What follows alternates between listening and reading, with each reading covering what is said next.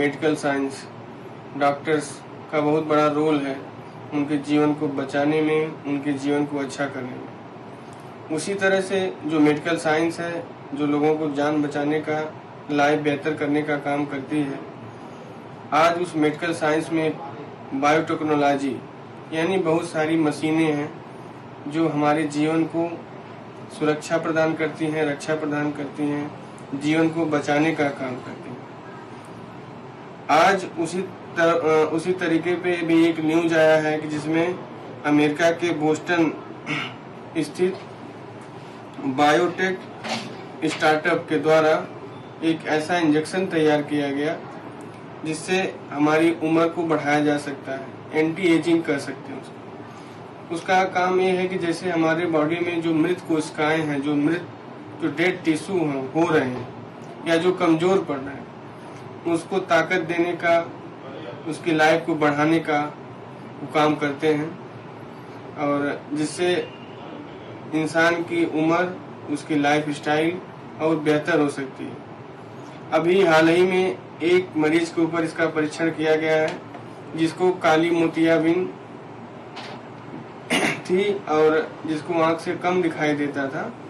उसकी आंख की रोशनी को बढ़ाने के लिए उसकी पुतली में वो इंजेक्शन लगाया गया है और वो मरीज डॉक्टरों की निगरानी में है, देख रेख में है और ऐसी देख रेख उसके ऊपर 6 महीने तक चलती रहेगी।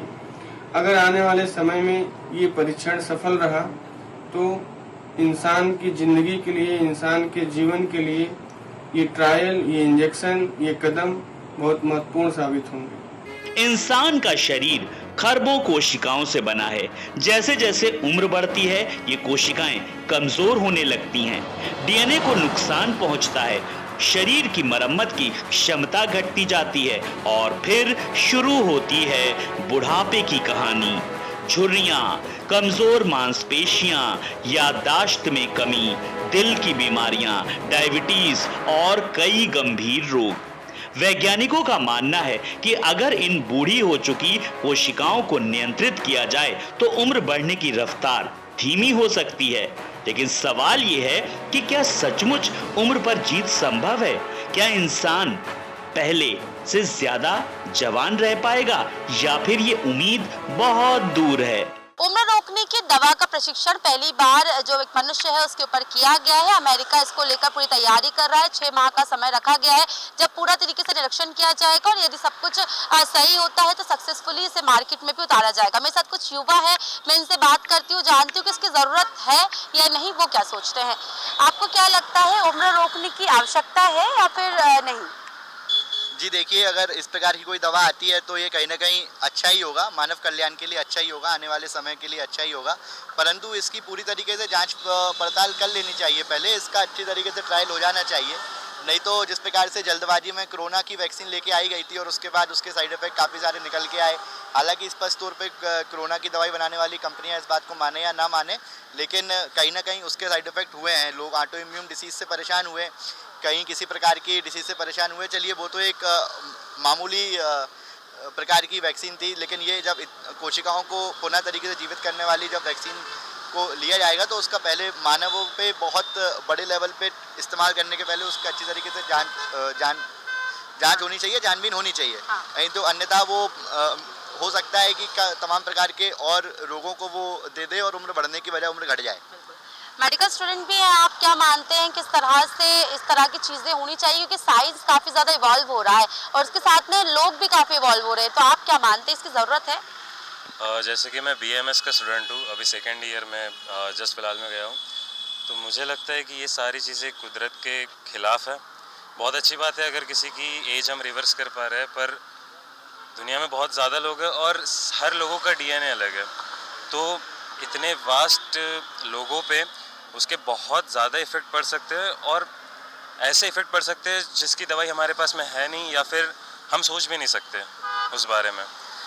तो शायद अगर कर रहे हैं तो बहुत अच्छी बात है, अगर ये सारी चीज़ें सक्सेसफुल हो पाई तो बहुत अच्छी बात है, पर कुदरत के खिलाफ जो भी आज तक गया है तो नहीं बच पाया। अच्छा, आप लगवाएंगे अगर ये मार्केट में आता है तो आप लोग चाहेंगे कि आपकी जिस एज में आज आप हो इसी में रहो?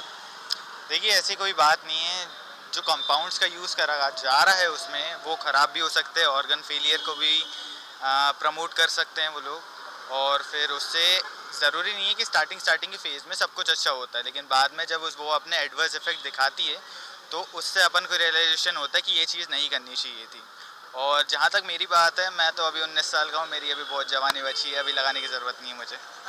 आप क्या मानते हैं इन चीज़ों की ज़रूरत कितनी ज़्यादा है, और क्या ये सही है कि प्रकृति के साथ खिलवाड़ किया जाए? क्योंकि उम्र है वो तो ढलती है, तमाम चीज़ों से हिसाब से होती है, लेकिन आप मानते हैं इनका कहीं ना कहीं अच्छी चीज़ें रहेंगी कि बीमारियों से भी लोग बच पाएंगे, कोशिकाएं लंबे समय से, तो मसल से जुड़ी हुई जो प्रॉब्लम्स है उससे भी बच पाएंगे?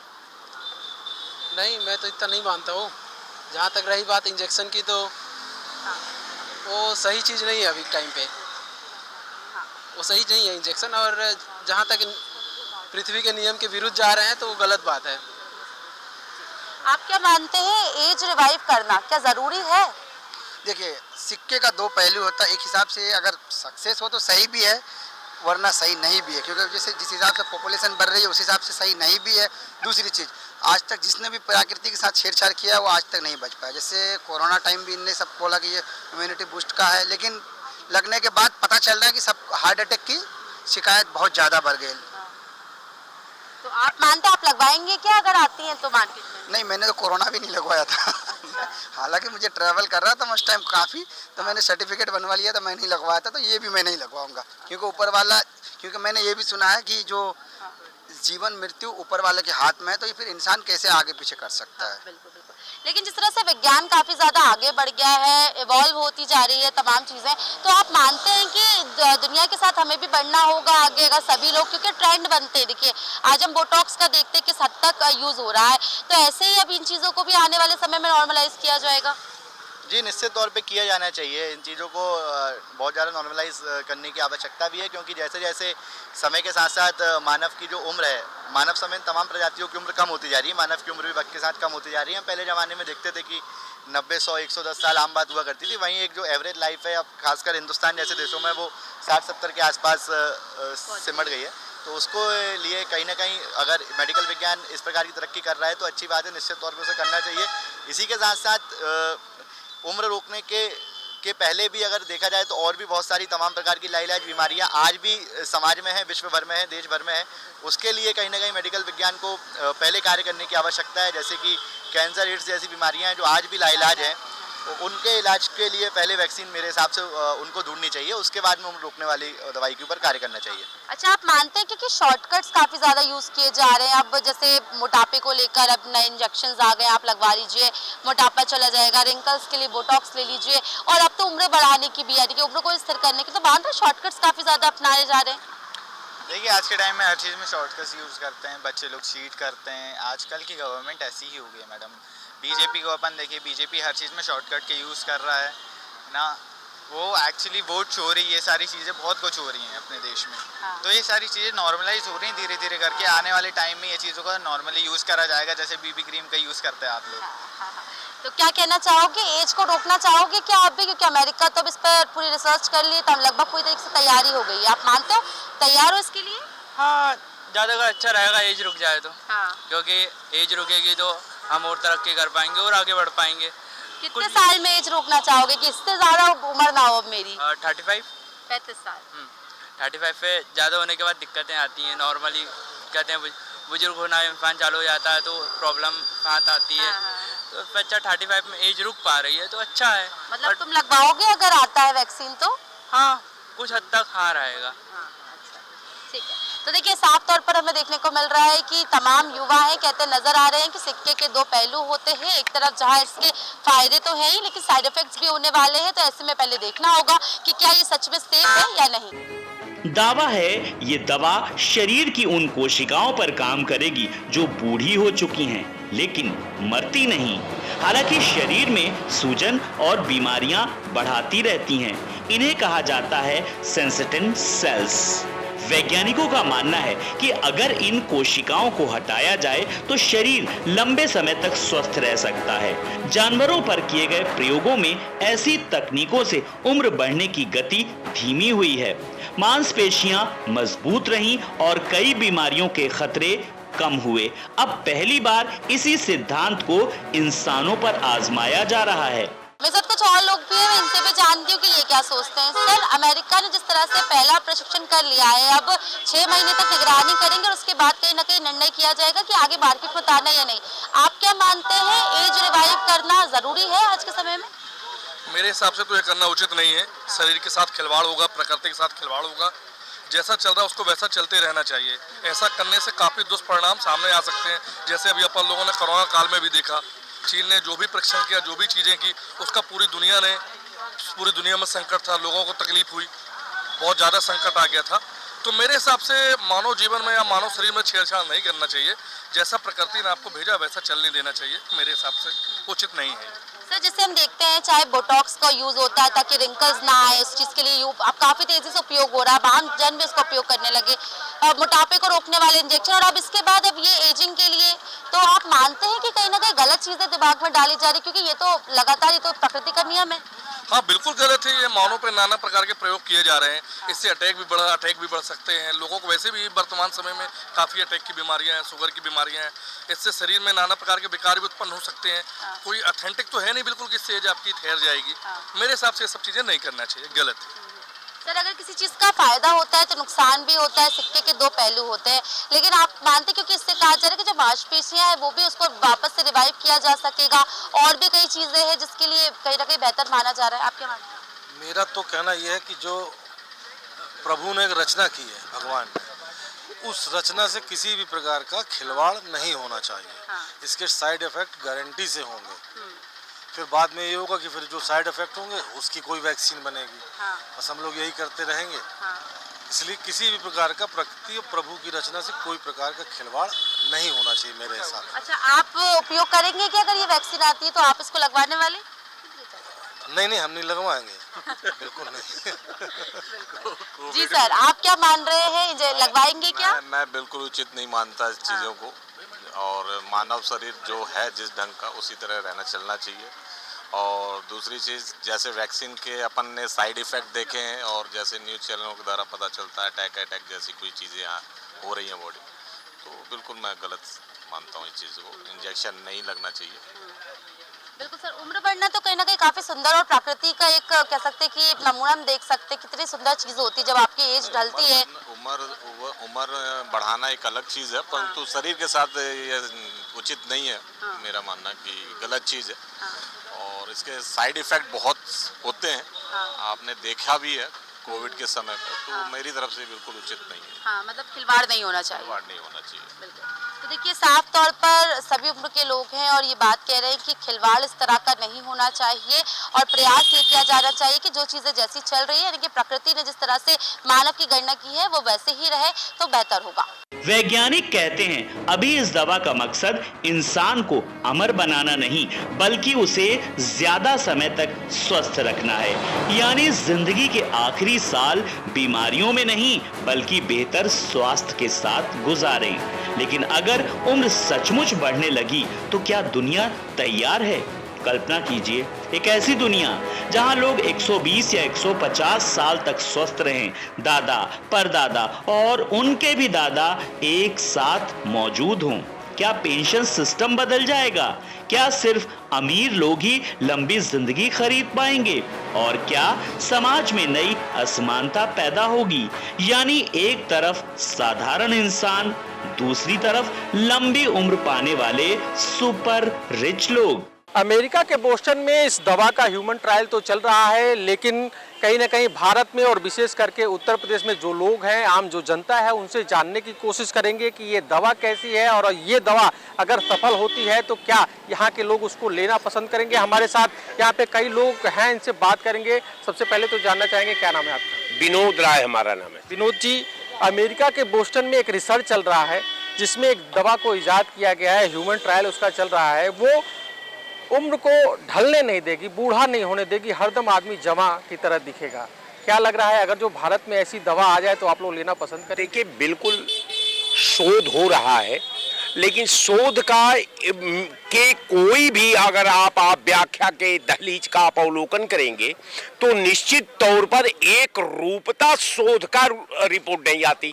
उसमें तमाम वैज्ञानिकों का, तमाम शोधकों का अलग अलग विचार होता है। अब उन विचारों को कलेक्ट करके उसको एक रूपता में पिरो करके एक उस मेडिकल परीक्षण का जो उनका पैरा होगा, निश्चित तौर पर अगर वो पैरा कामयाब होता है तो भारत को भी आवश्यकता है। लेकिन एक बात है कि ये शोध जो है बड़ा कठिन है। कठिन इसलिए है कि कुदरत की बनाई हुई विधा को अगर शोध के माध्यम से, परीक्षण के माध्यम से, वैज्ञानिक रूप के माध्यम से अगर कुदरत के विधा को अगर कोई भी शोध की जितनी एजेंसियां हैं दुनिया की, ये निश्चित मान लीजिए कि शोध बहुत होते हैं चांद और सूर्य पर, लेकिन अब तक कोई चांद और सूर्य नहीं बना पाया। कारण ये है कि देखिए, हम कुदरत के आधार वो मानक पर ही हम शोध करते हैं। अब कारण ये है कि बल्ब तो बहुत बन गए, बहुत प्रकाश की योजनाएं बन गई, लेकिन सूर्य नहीं बन पाया। कारण ये है कि अगर शोध इतना विज्ञान अगर हमारे कुदरत के दहलीज से अगर क्रॉस कर जाए तो ये गौरव की बात है। लेकिन अगर वो पैरा अगर सिद्ध होता है तो लोगों को ये लगेगा कि भाई हम हमेशा जवानी में बने रहेंगे, तो जो जवानी में बना रहेगा, अगर अमेरिका का ये शोध पूर्ण होता है तो निश्चित तौर पर मैं उन तमाम वैज्ञानिकों को आपके चैनल के माध्यम से, उत्तर प्रदेश और देश के माध्यम से और जुआ के माध्यम से विशेषकर मैं बधाई दूंगा। लेकिन डगर कठिन है।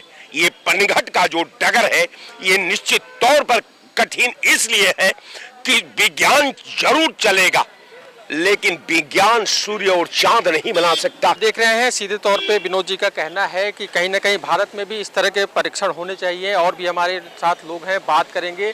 अमेरिका में एक रिसर्च चल रहा है, एक ऐसी दवा इजाद की गई है जिसका ह्यूमन ट्रायल चल रहा है। वो लोगों को बूढ़ा नहीं होने देगी, जवान रखेगी। कोशिकाएं अब बूढ़ी नहीं होंगी, इंसान अब बूढ़ा नहीं होगा। ऐसी दवा क्या भारत में बने या वहाँ से भारत आए तो आप लोग लेना पसंद करेंगे? नहीं, भारत में बने इससे बड़ी खुशी की बात क्या है। अगर बुढ़ौती में जवानी पैदा करे कोई दवाई तो मैं समझता हूँ कि एक वो अल्लाह और भगवान का अवतार है।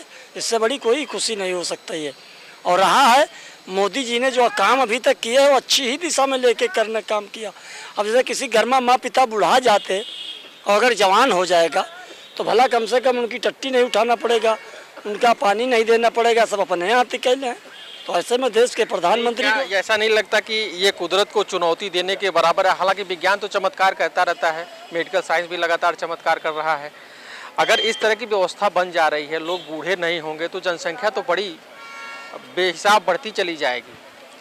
देखिए, जनसंख्या की बात रही है तो जनसंख्या कोई गरीब आदमी हो, जवान हो, बूढ़ हो, 2 बच्चे 3 बच्चे से ज़्यादा हमारे मुसलमान समाज में ही तमाम जो पढ़े लिखे लोग हैं तो वो जो है 2 बच्चों से 3 बच्चों से ज़्यादा, बहुत ज़्यादा 4 बच्चे, इससे ज़्यादा नहीं हो रहे हैं। भारत में बहुत बड़ी आबादी है, क्या लग रहा है कि ऐसी दवा आ जाए तो ज़्यादा बिकेगी भारत में? अरे भारत फिर हीरो हो जाएगा, कहने की जरूरतें क्या है। बताओ, जो जैसे दादा हमारे ठाड़ हैं, अगर ये खा लें, अभी जैसे पीछे बुढ़ाई चाचा हमारे बैठे थे, अगर ये जवा खा लें दवाई तो ये जवानी आ जाए। अपन काहे को लेके पोता छोड़ा हुआ है, सवेरे खुद भागत चले आवे। मैं ऐसे अमेरिका के दवा बनाने वालों को और अमेरिका को और जो देश में दवाई भेज रहे हैं, मैं उनको कूट कूट बधाई देता हूँ। कूट कूट उनको मैं देख सकते हैं, यहाँ के लोग तो बधाई दे रहे हैं और भी लोग हैं जानने की कोशिश कर रहे हैं। एक दवा अमेरिका में बन रही है जो लोगों को बूढ़ा नहीं होने देगी, जवान रखेगी। क्या लग रहा है, अगर जो भारत में आए तो वो दवा लेना पसंद करेंगे? नहीं भैया, वो दवा नहीं चाहिए। हमेशा एक दिन जाना है ऊपर, एक दिन ऊपर जाना है, लेकिन कुछ दिन तो जवान रह सकते हैं। नहीं, जवानी समय के अनुसार रहती है, वो ठीक है। तो आप देख सकते हैं, इनका कहना है कि जो कुदरत ने बनाया है उसी के अनुसार रहना है, एक दिन ऊपर जाना है। लेकिन कुछ लोग यहाँ पे हैं जो कह रहे हैं कि ये दवा अगर जो बन जाती है तो कई लोगों के लिए अच्छी होगी और भारत के भी वैज्ञानिकों को, भारत के मेडिकल साइंस को इस पे काम करने की जरूरत है। कभी इंसान ने उड़ने का सपना देखा और हवाई जहाज बना लिया, कभी चांद पर पहुंचना असंभव माना गया है और इंसान वहां भी पहुंच गया। अब इंसान की नजर अपनी सबसे बड़ी कमजोरी पर है, उम्र। क्या विज्ञान समय को मात दे पाएगा? क्या आने वाले वर्षों में बुढ़ापा एक बीमारी माना जाएगा या फिर ये सपना सिर्फ एक प्रयोग बनकर रह जाएगा? आज सवाल सिर्फ इतना नहीं है कि इंसान कितने साल जिएगा, सवाल ये है क्या विज्ञान जिंदगी की घड़ी की सुइयों को धीमा कर पाएगा? क्या ये इंसानियत की सबसे बड़ी खोज साबित होगी या फिर प्रकृति के नियमों को चुनौती देने की सबसे बड़ी कोशिश? Bureau report, TV 27 news.